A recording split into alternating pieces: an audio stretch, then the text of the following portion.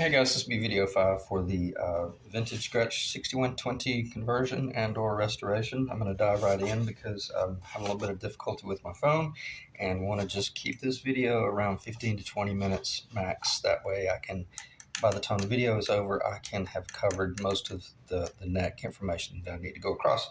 So let's finish up where we were talking about the body. I only was talking about the body, mentioning that someone might have had the opportunity back in the 50s to order a guitar at a certain thickness. Doubtful on this guitar, probably more than likely on a country club or something like that, because I don't think they built enough White Falcons for anyone to even really know that they were being built. I think that was probably something they were kind of just doing for maybe did they have NAMM shows back then, or just like the whatever the NAMM show of the 50s would have been. So how do you pull that off without guessing? And because if you pull the trick, if you man, you can end on a bad note. I don't mean to be negative, but if you're not careful, you can lose your objective. I say get with a shop, someone that is cool, and you're being really honest with them, and just tell them what it is you're wanting to do, and ask them directly, hey, will you allow me to do this, or will you do it for me? And if so, what will you charge me? Don't go in anywhere asking someone to do this for free. You do that, you deserve to be thrown out on the sidewalk. But if you go in a pawn shop and they got a real nice old guitar, and you offer them $40 or $30 or $20 to trace that, odds are they'll probably give you the strings off the thing as well, because they're there to make money. So when we're looking at an item like this, what we see is what we see.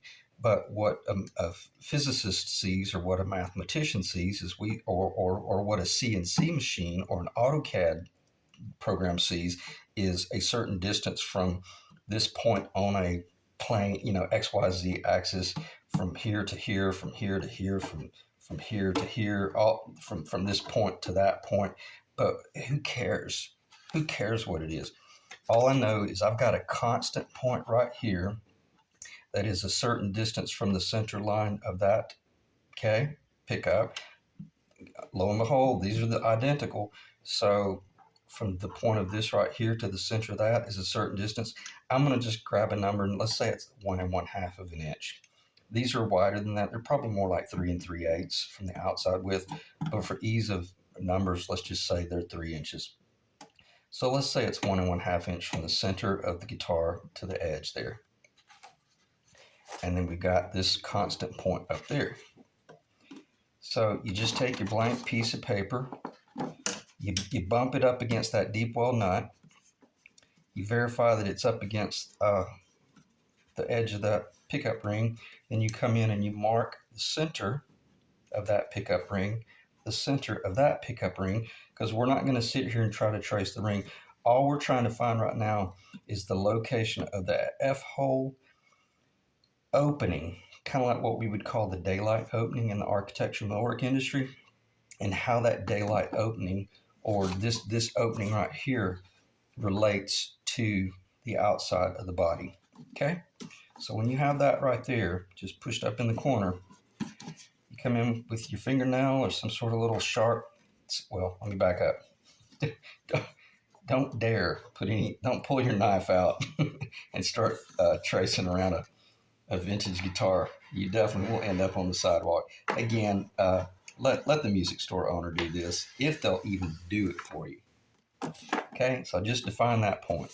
Okay, and then I come up here and I do the same thing for the F-hole. This is where you really want to take your time, because when you're back at the house, you don't want to be guessing at this. You miss that by a 1/16 of an inch, and it's no longer what you want it to look like.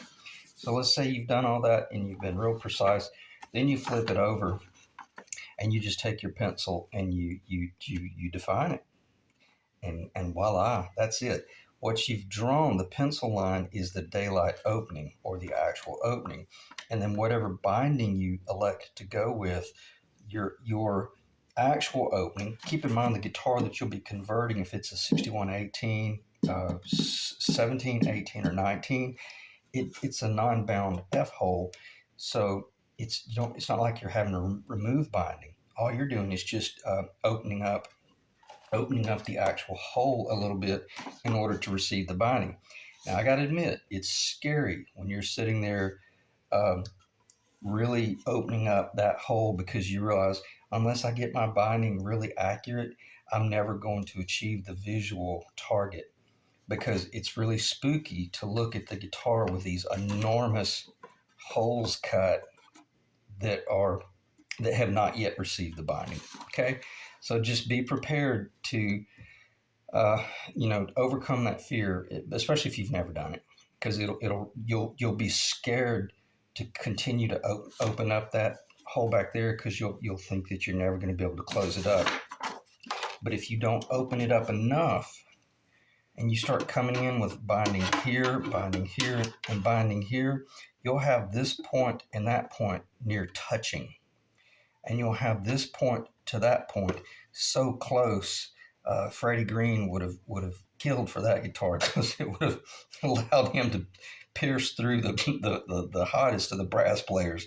In other words, you don't want a guitar that's going to project out to the back of the auditorium because you're in your basement. You're sitting on your couch, you're playing, rockabilly tunes for your kids or for your wife or your girlfriend or something or whatever, or your dog. So just that'll get you that'll pretty much take you all the way to the finish line, and it will define that it'll just define that whole conversion of what this video is titled at.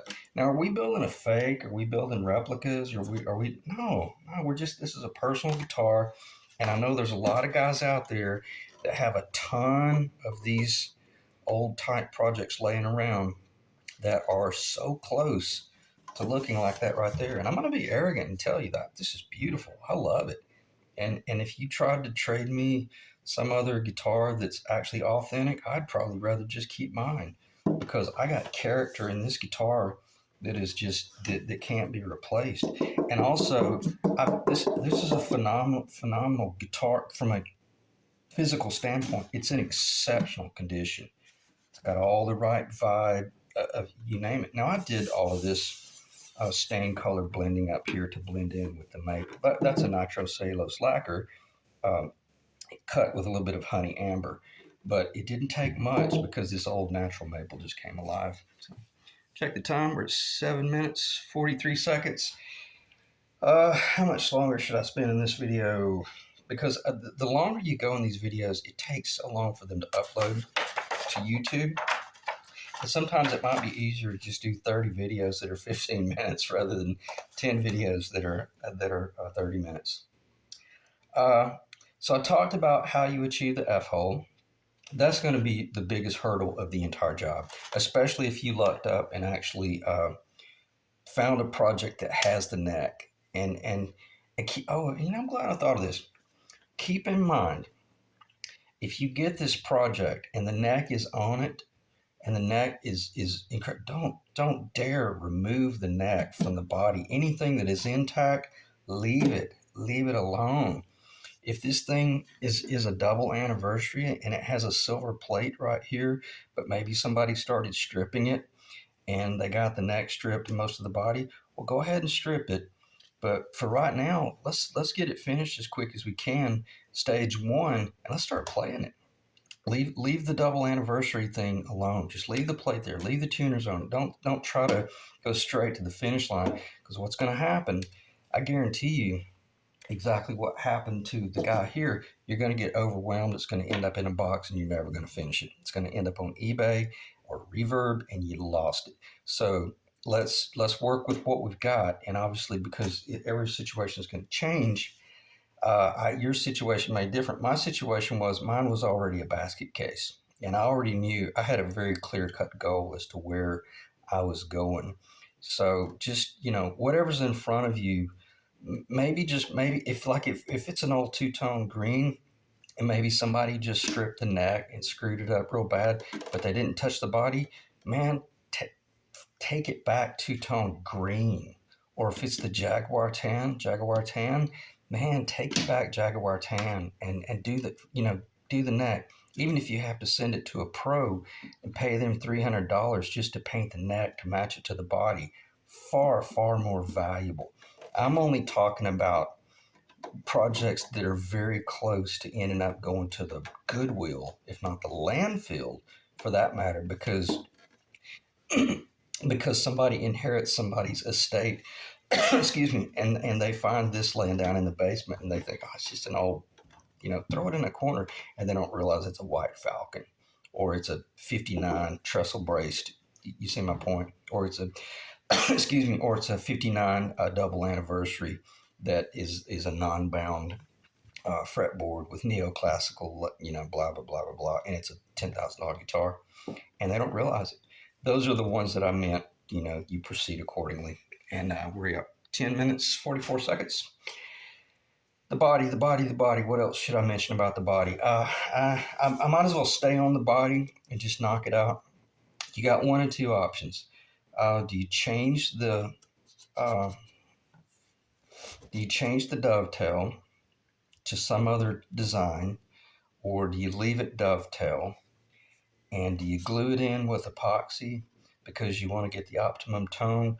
Or is this when you really bridle yourself and just glue it in with like a resorcinol or some sort of animal hide glue or just a tight bind? Well, when I built this one, I always loved working with the epoxy, but I didn't dare put any epoxy in this one because I knew I was putting this neck on for the first time and I wasn't guaranteed that the whole pitch was exactly where it needed to be. It looked flat and everything about it looked very flat to me. It didn't, it's because most of the archtop guitars that I built, they kind of have this pitch right here, is what I was used to seeing.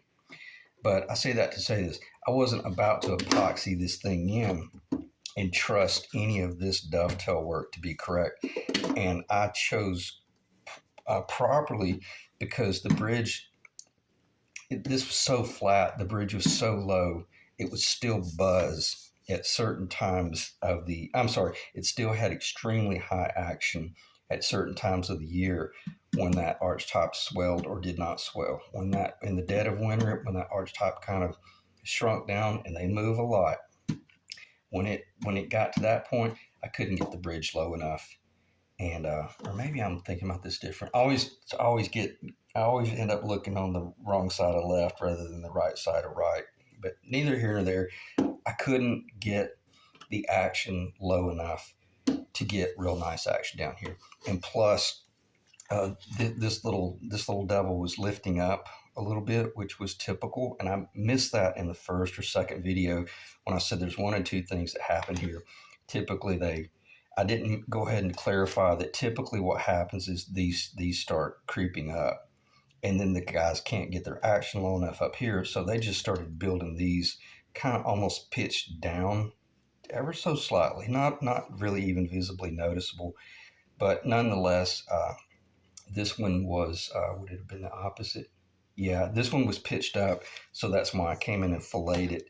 And I did epoxy that because I wanted that to be finished in a very flat plane. Okay, so again, let me reel myself in. I don't want to get technical, but when I realized I got this problem here, I got this top that somebody painted crimson burgundy or with stain, trying to turn it into Tennessee rose.